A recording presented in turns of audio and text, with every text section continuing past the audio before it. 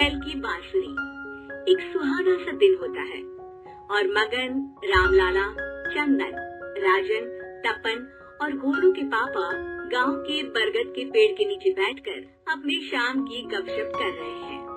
अरे रामलाला और चंदन, तुम्हारी फसल कैसी चल रही है इस साल? अरे बंधु क्या बताए, बारिश ने तो परेशान कर रखा है। सही बात, बारिश की कमी ने दिमाग खराब कर दिया है। सरपंच गांव वालों के लिए एक खबर लेकर आता है।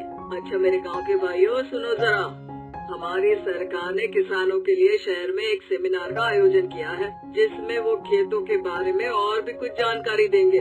तो मुझे लगता है कि हमें वहाँ जाना चाहिए। सरपंच जी, मेरे खेतों में कीड़ों ने परेशान कर दिया है, उसके लिए कुछ जानकारी मिलेगी क्या? बिल्कुल, तुम्हारे खेतों के बारे में तुम्हें सारी जानकारी देंगे। बोलो, तुम तीनों को जाना चाहिए, बहुत फायदा होगा तुम्हें उससे। ये कहकर सरपंच वहाँ से चला जाता है और तीनों सोचते हैं कि वो शाम के वक्त मैदान पर मिलेंगे और वहीं से रवाना हो जाएंगे। तीनों दोस्त मैदान पर मिलते हैं और जैसे ही निकलना शुरू करते हैं तभी एक बांसुरी की आवाज सुनकर वो भी उसी ओर सम्मोहित स्थिति में चलना शुरू कर देते हैं। कुछ बच्चे हर बार की तरह अपना दोपहर का फुटबॉल का गेम खेल रहे हैं। पकड़ लिया, पकड़ के दिखा मुझे, इतना भी नहीं कर सकता। अच्छा, कितना भागेगा? आखिरकार तो मेरी पकड़ में आ ही जाएगा। हाँ, तुझे पता नहीं तपन, राजन कितनी तेज दौड़ लगा सकता है। खेलते खेलते अचानक से एक बांसुरी की मीठी आवाज सुनाई पड़ती है। सारे बच्चे उसका पीछा करने लगते हैं। शाम हो गई है और बच्चों के घर न आने की वजह से उनकी माँ मैदान में पहुँच जाती है। राजन बेटे, अरे ओ राजन बेटे, किधर चले गए? इतनी देर हो गई, घर वापस क्यों नहीं आए बेटे? तपन बेटा, चलो घर, शाम हो गई है, कितना खेलोगे? और गोलू, ओ गोलू।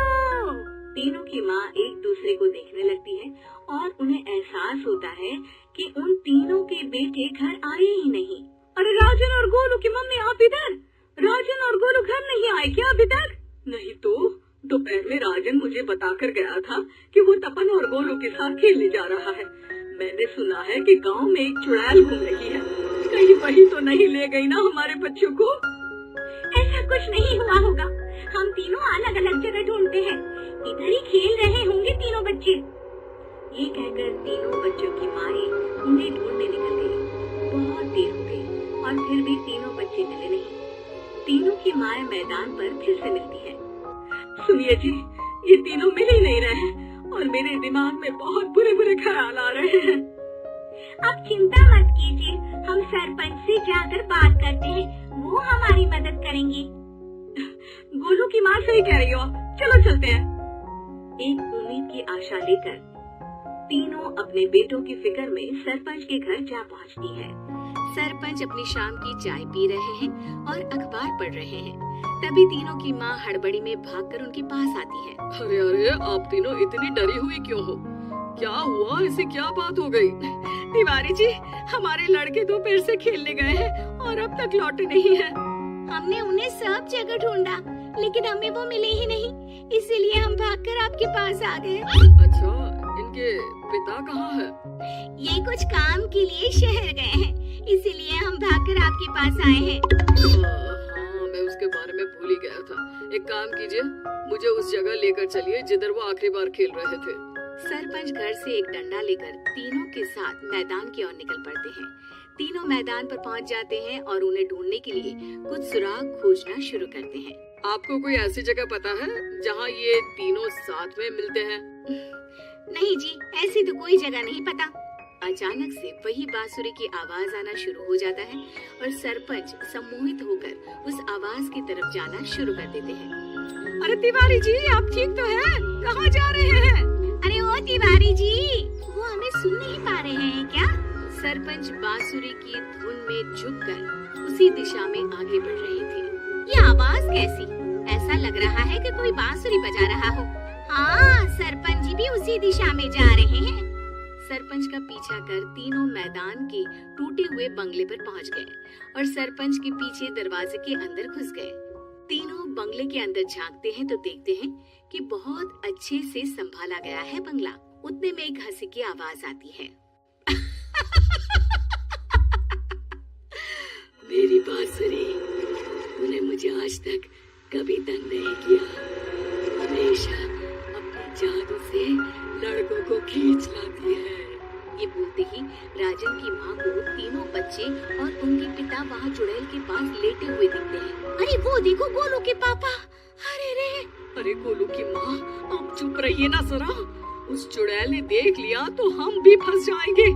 इन्हें बचाएगा कौन? लगता है ये शहर गए ही नहीं और इस चुड़ैल ने इन सबको भी यही बुला लिया है। अब हमें इन्हें छुड़ाना होगा। एक काम करते हैं। राजन की मम्मी गोलू और तपन की मम्मी को एक प्लान बताती है।